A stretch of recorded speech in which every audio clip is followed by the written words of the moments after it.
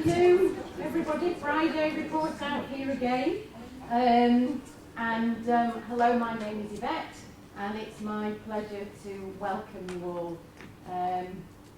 I'm going to start off report out, but I think probably Claire will finish it because unfortunately I might be able to save the most of it, but I've got to be at the LGI for 1:30, and I've got to find somewhere to leave my car. But everybody's very welcome.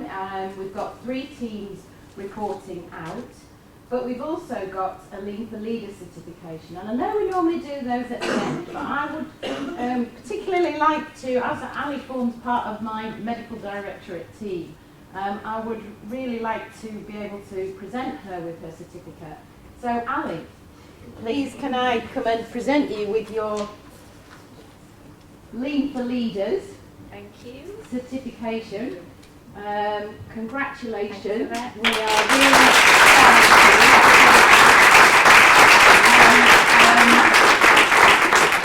do you want to say anything? You're allowed to say a couple of words. Oh, I didn't realise this. You gave me no warning. Yeah, it's an honour to get my Lean for Leaders certification, and it's been an interesting and great journey to be on, and it's really helped me see how all our improvement work links together. So it's been great. Thank you. Thank you. So we'll move on now to the acute general surgery value stream. I'm pleased to be the exec sponsor for this value stream. We've got Josh Burke here, one of our surgical registrars, and Josh is the process owner along with Andy Smith. Andy is on his way, but he's not quite arrived yet, so you'll have to, well, Josh will answer, I'm sure, most of the questions, but if there is anything he's not able to, he's ably assisted by Lindsay as well. So Josh, would you like to come and report out, please, on the 60-day update with regard to RPIW2, which was focused on senior review in the surgical assessment unit? Absolutely.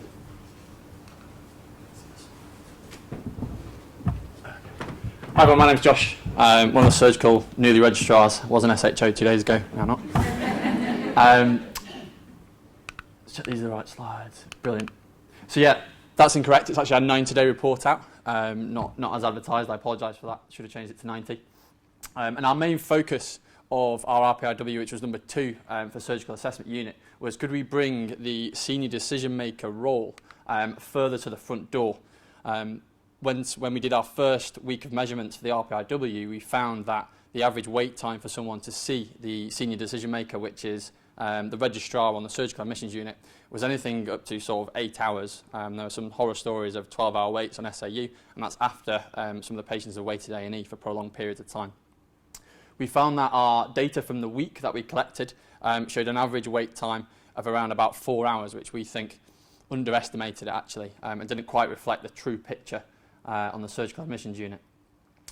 So what we did was we brought our consultant colleagues in and got them to see the patients as soon as possible after triage and initial assessment on SAU, and cut that wait time from 4 hours down to 23 minutes on the first day, and on the second day a little bit longer, around about 50 minutes. So that was our real primary goal, our primary outcome measure. Can we make things quicker for our patients? But following that, there was loads of things that have come from it, some of which have been included as newspaper items, which is the main reason to speak to you today. But other quality improvement projects which are sort of spin-outs, which we haven't been able to include as part of the RPIW process, but they are ongoing and there's lots of people involved in them. So this is our Targets Progress report. Given the difficulty in setting up a full week analysis of the senior review early process on SAU, we've had great difficulty in getting everyone together for that period of time. The good news is we've got a date, which is the 16th of September, where we're going to run a full week with multiple consultants. We've got 5 volunteered so far to get some good data to take a business case forward to the powers that be to try and get this as an ambulatory care unit, which is consultant-led, to keep the standard of care going, which we've proved can be delivered if the consultant is there present. Because of that, there is no report out for the primary outcome measures, but I'm here today to talk to you about the low-hanging fruit, which we've been working at over the last few days. And for those of you that were here on the 6-day report out, it'll be a good update for you because you'll be familiar with what we're trying to do. So the first thing we did was to 5S the medicine stock cupboard. This was done day 1, day 30, day 60, and again for this 90-day report out, and the findings have been consistent throughout. It's had a long-standing impact. The nurses have loved the reorganisation, and it's something which we'll continue to do. And if we were to change site, we will make sure we follow that same principle and protocol when we will lay out our medicines cupboard. The other two things were one major issue which was highlighted by one of our patients was an unsightly urine trolley. So patients would bring their urine sample, try not to spill some on the way to the urine trolley, and it would sit there waiting for someone to collect it. Wasn't great, didn't look very good, and there was also the real risk of mixing up samples, which is a big no-no. So we changed that. We moved to a white top bottle system, which was really well taken. But at the time, it was a bit of a bugbear of a lot of the SHOs that we felt we weren't actually sampling the urine well enough. And so because of that, we've gone on to perform an intervention to try and improve it. The third one was patient weights on admission. So unfortunately, our band 4s who do triage are unable to upload those to PPM. And we found a massive discrepancy with what VT prophylaxis patients were requiring.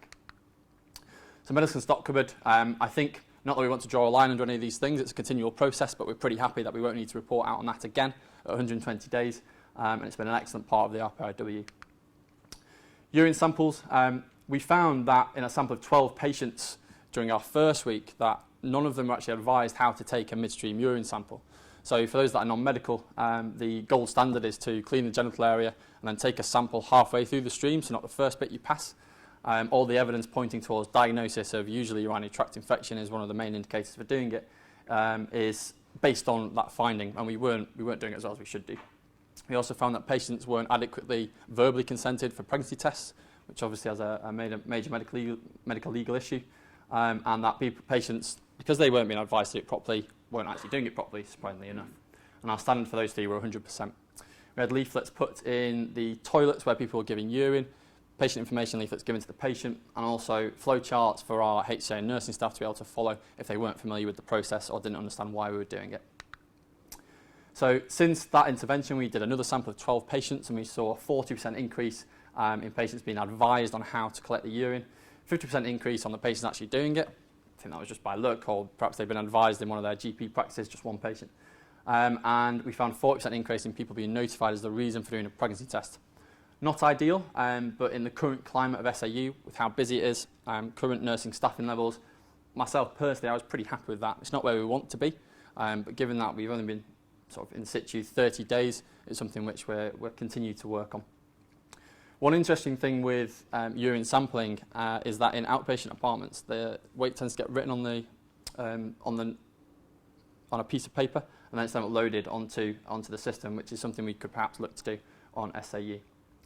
There's also some recent guidelines which are based on some evidence from about 10 years ago, but it seems to have come out round again, is whether or not we should be performing urine samples on people who are over the age of 65 and with a suspicion of a UTI. If you add to that some of our patients have 3 urine samples, one in the GP department, one in the A&E department, and one in SAU, this is part of a much bigger problem, I feel, and something which I don't think we're perhaps going to solve with the RPIW, but it may lead on to an extra bit of work. I've spoken to one of our acute urology consultants who might be keen to take that on. So again, another spin out from our RPIW.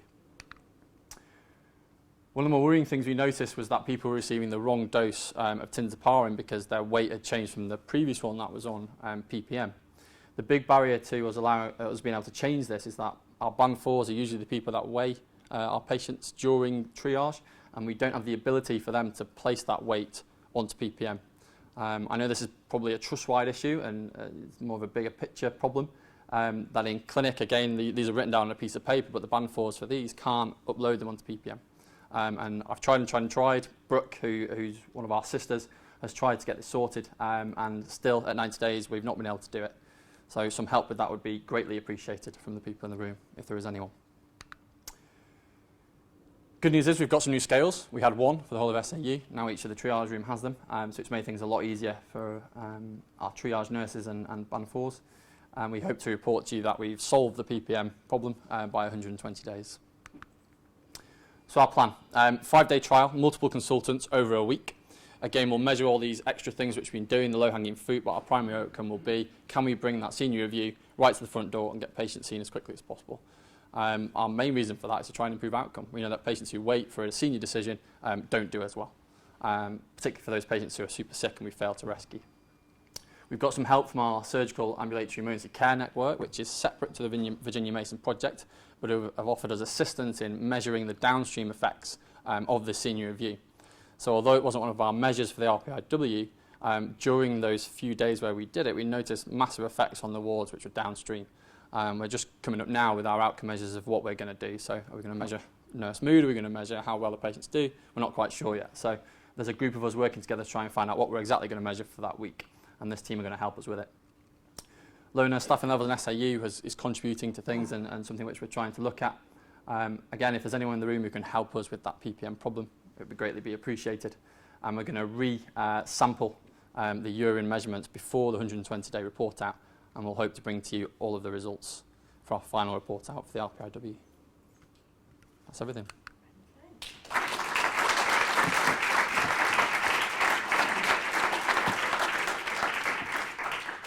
Thanks very much, Josh.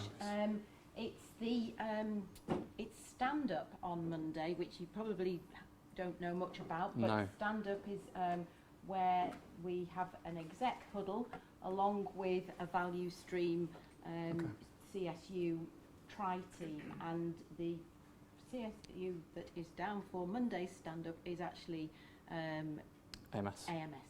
So perhaps what we can do is pick up some of those barriers, because I'm sure we can look at the Band 4 issue and try and understand what's preventing them having access to PPM Plus in that way, and so it will prompt your leadership team to bring up some of the barriers that you've come across and see what we can do to support them. That'd be brilliant. Okay. Thank you.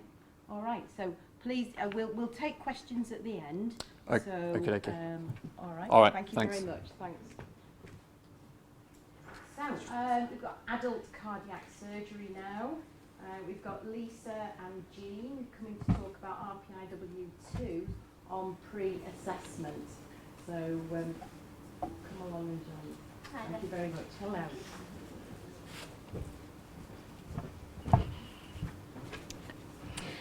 Hello, my name is Lisa McCardle and this is Jean, somewhere, there she is, Jean Chapman, and we are the process owners for this IPRW for cardiac pre-assessment patients.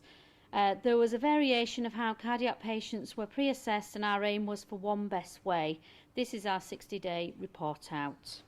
The target process report, this shows our lead time increased by 35% to 3 hours 14 minutes. But we have added value as the patient also sees the registrar and after the trial an anaesthetist at their pre-assessment visit. We also decreased the wait time, the waste, from 45 minutes to around 8 to 15 minutes. All the cardiac patients are now trialling this process, and the quality defects regarding cancellations have been 0. Routine chest x-rays, none were sent routinely, but 13% of the patients were sent for one after a clinical decision was made. Decolonisation, 100% of the patients were given this in the pre-assessment. And the blood results being available at the pre-assessment for the doctor to review. There's been a change in process where the HbA1c and some of the blood tests are now being done at the initial outpatient appointment to pick up problems. And on the day, 42% had results back showing a 58% defect, but this was due to pathology issues which we need to explore a little bit further. Verbal patient information given at pre-assessment, 100% of the patients were given a one-to-one verbal teaching, and now all the patients are given the booklet at their initial outpatient appointment.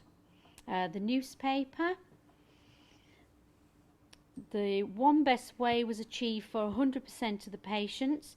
In June we saw 38 patients and staff, equipment and one standard form was resourced from pre-assessment, and all the patients were followed up by the team. The agreement of all the cardiac surgeons and anaesthetists to use this process and documentation is still being trialled and feedback is awaited. The standard work on HbA1Cs and chest x-rays shelf life is to be agreed at the moment. The teaching and booklet, Your Journey Through Heart Surgery, is nearing completion. Jill, unfortunately, is on holiday and haven't been able to just clarify whether the exact completion date.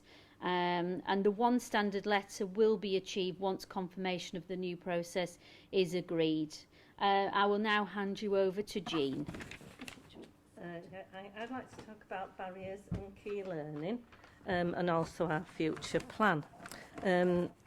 Barriers have been extra pressure on pre-assessment staff due to having to leave the department and work in medical outpatients, sharing of equipment between areas, anaesthetist rotas not yet in place due to final decision not being made on how the clinic will run, lack of communication. We've had reservations from one of the consultants about trialling the new process until recently, but he's now joined in.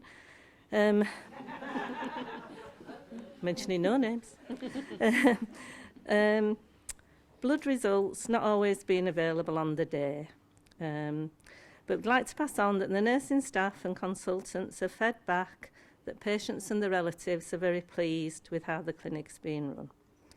Our future plan, we've decided until told otherwise that ECGs and chest x-rays will have a shelf life of 3 months. We've plans to refurbish the department and buy a new OBS machine and ECG machine, if we can ever find out where to get one from. As well as the HbA1Cs, if requested by the consultants, any bloods that they want will be done on the initial visit to outpatients to try and highlight problems early on in the process. Although we've spoken to consultants individually, we hope to try and arrange a meeting with them to get the views so far and discuss any problems. And again, until further notice, the clinic will continue to be staffed by pre-assessment. We'd like to thank all pre-assessment staff, cardiac rehab staff and cardiac and neuro outpatients for their continued help and support. And we'd like to thank Gina McGawley for all her help and support as well. And that's it.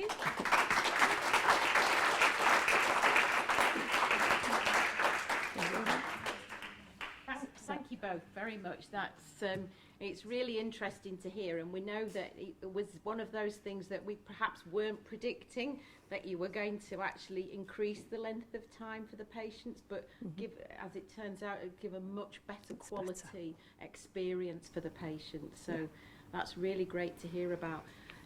If you don't mind, we'll take questions all at the end, but thank you very much indeed. Thank you. So, we're now going to hear from, I've forgotten what value stream number it is now, but the LGI, 7, thanks Joe, value stream 7, the LGI emergency department value stream, and I know that it's RPIW1 and Anthony Warren is the process owner for the streaming RPIW. And it's your 60-day report out. So over to you, Anthony.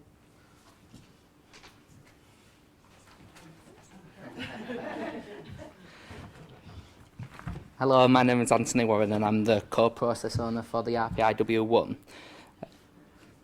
And hello, my name is Joe. I was involved in the RPIW team in May. Hello, my name is Tara Bain and I was part of the RPIW team. So for those of you who haven't seen the report out previously, just to recap, the RPIW was around the booking in of patients and streaming into the ED department. Our project was to improve patient flow, to improve patient experience, improve confidentiality and remove waiting times. We were given a sponsor challenge, which was that no patient should be waiting in reception to book into the emergency department. So our value stream map, although we looked at the reception and the questions asked by reception, we focused in on the streaming and how quickly we could go through the streaming assessment and direct patients to the right place first time, and to be more patient focused and to add value to the booking in process within reception. So on our 60-day remeasure, we have improved our lead time. This wasn't intentional. Our baseline were 96 seconds. And what we said, well, we wanted to improve the value added to the patient's journey, but as a consequence, that has come down as well. Our defects, we were measuring the number of patients who arrive at St James's paediatrics who then need transferring to LGI, and we also were measuring patients who have booked in, whether or not they knew where they were going next after they left reception, and we found we had 0 defects when we remeasured. And we also measured our waiting process, so these are the number of patients waiting to book in, and there were no patients waiting to book in, so it was a good improvement. So we're just going to talk through our newspaper, so I'll pass you on to Joe to talk through the first step. Thank you. So currently in the department, ambulances take priority whilst booking in over other patients, regardless of queues or presenting complaints. During the RPIW week, we trialled having a receptionist booking ambulances in the main area at the LGI. Our initial results were positive for patient experience and for Yorkshire Ambulance Service, who were able to book in directly. However, during a 4-hour period, only 10 ambulances required booking in, and economy wasn't there to staff all the time. Therefore, we looked at improvement with our planning activities such as clinics. We currently have 36 patients during a 2-hour period, 3 times a week, that are reviewed in ED, who would all need to first register at reception. During clinic times, we could have ambulances, self-presenting patients and clinic appointment registrations, all waiting to be booked into the department. So to improve patient experience, from the 28th of August, our returns clinic will be held in an outpatient setting, therefore removing the need to book in 90 patients per week in the reception area. This will benefit not only the experience for the patients returning to clinic, but also new patients who require the use of our service. We will look at further ways on how we can manage ambulances booking into the department in the coming weeks, but we firmly believe that changing our planned activity will benefit patients the most. So another process that we looked at was the paediatric transfers. So previously, patients under 16 who arrived at St James's were booked in, seen by a clinician, before making their way to the LGI, where they would have to queue again and wait for reception for it to be transferred over. During the RPIW week discussions, it was agreed that these patients could go straight to the paediatric A&E department, therefore removing the need for them to queue again at the LGI. In order to do this, we created clear instruction slips with a visual aid, which is up there, to be given to patients to direct them once they arrive at the LGI, and educating the PEDS nurses and reception staff around the new process, including giving the nursing staff access on Symphony to do this. Since implementing this new process, we have continued to deliver this, and since then we've had 506 patients being transferred from the LGI to the LGI, and 100% of these have been able to go straight to the department and be booked in by the nurses rather than having to wait again in reception. This also means that other patients are not waiting unnecessarily to book in. We also now plan to work with the communications team to develop an awareness strategy to advise the public which site is most appropriate for their needs. We also looked at wayfinding. Following feedback from patients, some were finding it difficult to find specific areas of the department. We have painted the walls around the entrances to the minor injury unit in blue and the main waiting room red, and updated the directions given by the streaming nurse to incorporate this. When undertaking timings of patients finding their way through the department, we found that patients who had visited before knew where they were going easily, and the majority of patients did find the area they require with verbal instruction. However, we do still have a small cohort of patients who struggle to find the different areas, but we have ordered new clearer signage, which is waiting installation and which we hope will further reduce this number. We're still looking at the booking in questions. So previously we reported patients had asked 40 questions when they're booking at reception, and it isn't till question 17 that that's what's brought them into ED on that day. So we've started to map out and break down why we ask the questions, and the first 5 are for new patients for registration, and the next 6 are to collect patient demographics, which is obviously important to make sure we've got up-to-date contact details. The next set of questions are around overseas visitor status and ECDS.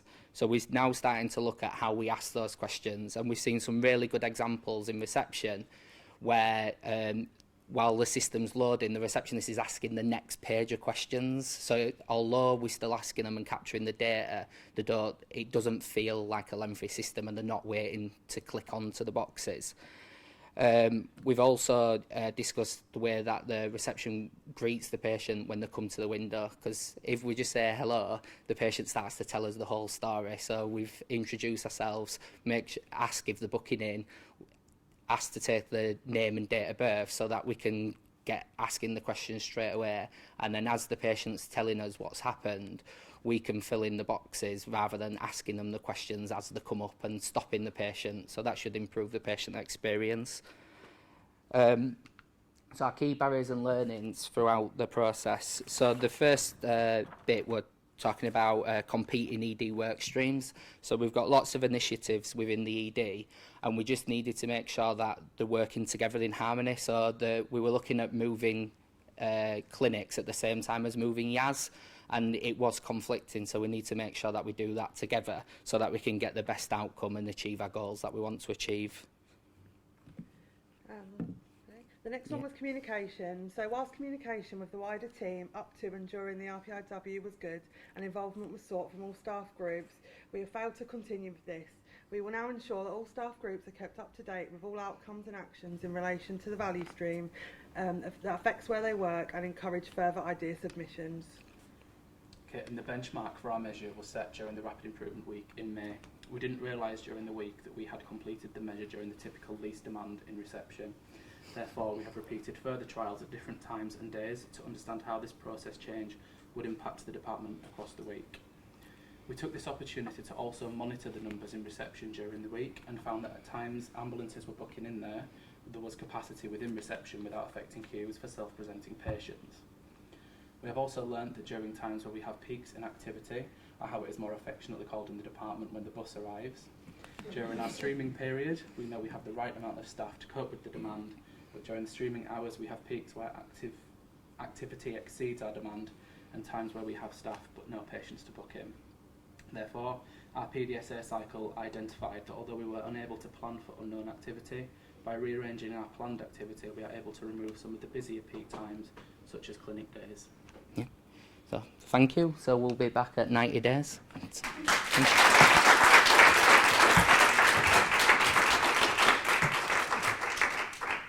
Okay, thank you very much for that. Josh, I think, has had to leave us, has he? Yes. Yes, but we've still got Lindsay, and Andy joined us whilst Josh was speaking. So have we any questions at all for any of our presenters? Karen? It's possibly a solution for your issue about recording your weights. So some of the outpatient areas have started to use a clinic note in PPM to document it into there, and then obviously you can filter it with the nursing bit and then get those results, but that might be worth something to do. Well, that can't, you know, the list on that.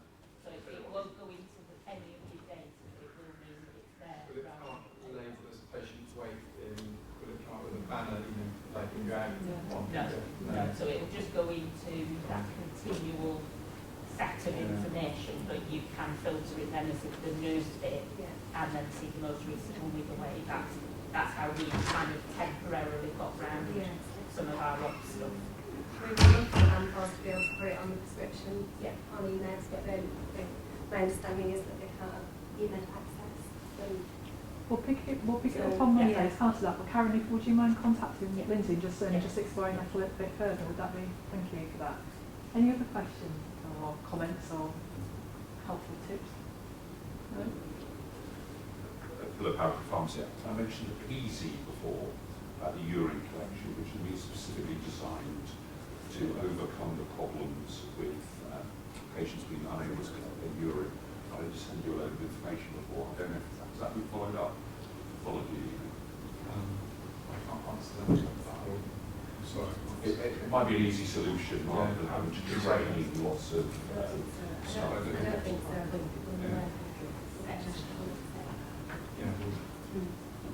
Thank you.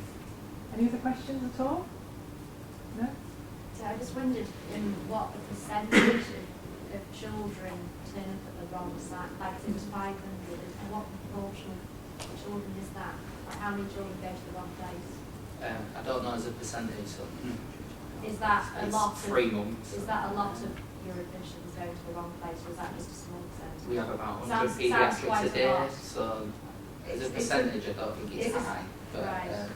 It's usually about 3 children, people under the age of 16, that attend St James's site a day. Right. The local population are aware that paediatrics is based at the LGI, but we do get people that are not familiar with the city and not familiar with the services that present, or sometimes it's nearer and they can't, either they don't access public transport, or they're not able to get there, or and they just come. And it's difficult. It's always been the same ever since we centralised service. It's not that it's got worse. I imagine it's probably got better. I mean, I don't know. It's got better since we originally centralised the services, but that was some time ago. But over the last 5 years, it hasn't particularly altered because we looked at those figures when we originally did the piece of work. It was certainly took a longer period of time to embed. David? You're asking questions on all 3 presentations? All 3 presentations. So just to follow on then, to continue from what Anna's just said, and Joe and I had a brief word, 500 is still a lot, even if it's a small percentage. So I think the team do need to look, the wider team need to look at what signage is there in and around the SGH site, what communications to GP land and out to our patients had we done, just to refresh that. I know it's, you're never going to stop everything, but it just seems to be a call for maybe we need to have a look at that. Going back to, I know this is going to be covered at execs on Monday with the AMS crew, but I can't quite see why a weight couldn't be involved in an EOPS thing, and maybe the nurses say, well, it can't, but I just can't see why that is such a technical problem, so we can discuss that more on Monday. And then a comment for the cardiac team. It's nice to hear that all surgeons are now involved. We won't necessarily go in naming which ones were and which ones weren't.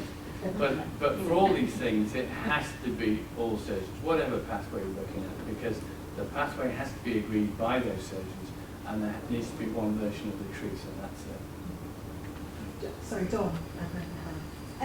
Yeah, I was really interested with the cardiac pre-assessment because for those of us who have been around long enough, we will remember a lot of work that went into reducing the time of each and every patient in pre-assessment.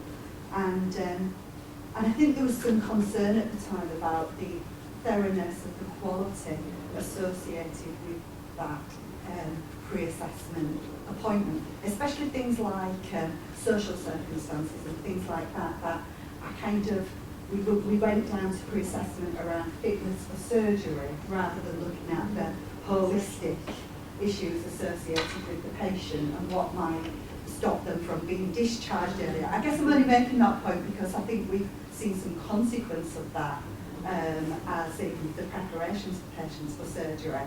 And I guess your work has proven that actually the quality of that pre-assessment is really important and takes time. Yeah, it's sort of gone, especially with the cardiac patients, it's gone full circle. And now we're providing the one-to-one teachings, which before we were doing the group teaching. So they're really getting everything that, but we hope that they're getting everything that they need for their admission and discharge. The feedback that you said that have been really positive from the patients and their families, is that just informal feedback, or is that coming through in other routes as well? I think it's more just informal, wasn't it? It's been from the consultants and nurses. We need to sort of get a bit more feedback from the ward. Yeah. Obviously, when the patients come in, whether they're going, they're getting discharged earlier, things like that. So yes, we need to sort of focus a bit more on the ward and the outcomes from there, don't we? Yeah, we do. We need to speak. Yeah. Helen, you wanted to come in, sorry. Just a comment about the all cardiac surgeons being on board. So I'd just like people to know that the cardiac surgeon who's now on board was shifted as a consequence of going and observing the process, and so they could satisfy themselves that it was meeting patients' requirements. So I I can't say enough about how important going and seeing Observing, these things are and observing them in shifting people's participation, behaviour, etc. Ali, did you want to come in there? Yeah, just wanted to follow up the weighting on surgical assessment. I think it's probably still worth following up with PPM, because when we did our value stream in acute medicine, it was around a 14-hour consultant review, and we set up a consultant review column on PPM, which will be accessible to anybody. And when they're admitted, it goes red and a time starts. So when you come on the next morning, you can see they've been waiting 10 hours, and then you can see you should be able to see the patients have been waiting longest term, and you click on that, and it goes green. So there must be something you can do with it. PPM. Everybody knows that. We'll definitely unpick more on Monday. David, did you want to? Yeah, it was for the cardiac team. You may have said it, and if so, I've missed it, so apologies. Have you got any evidence that you've reduced the number of cancellations on the day as a result of your interventions? Yeah, well, since we started, we've not had any cancellations. So, but obviously, not all the patients have come through the process to actually admissions. So, but we checked with Gina, didn't she? She said we haven't had any cancellations. So, yeah, because at the moment we're seeing the patients before they have a TCI date, so we've got time then to optimise them if needed. Whereas before we were seeing the patients with a TCI date with a very short sort of time scale, and that's when the cancellations were occurring due to unstable diabetes, etc. So we haven't had any at the moment. And in our Fit to Admit clinic, which is not with us anymore, patients were being seen on Friday and given a date for the Monday. So which is a very short space, yeah, uncomplicated problems are not. Thank you. Any other questions at all? No? I'm really looking forward to hearing the outcome of the week session that you run. Is it 14th of September that you're doing this? 16th. So that means that you'll be coming to, will you be doing a 120-day report out then on that in a month's time? 120 days, adding 10. All right, okay. I look forward to that. Thank you everybody that's presented today. Some of the real positive improvements that we've seen around the direct impact that this type of methodology and using this methodology has on our patients' experience. It's a really good thing to see. And I thought I heard yesterday about the 17 questions in before we actually asked the patient what's wrong with them, and you've got to wonder about that, don't you, in terms of why we're doing things. But thank you very much, and thank you everybody for coming today. Thank you.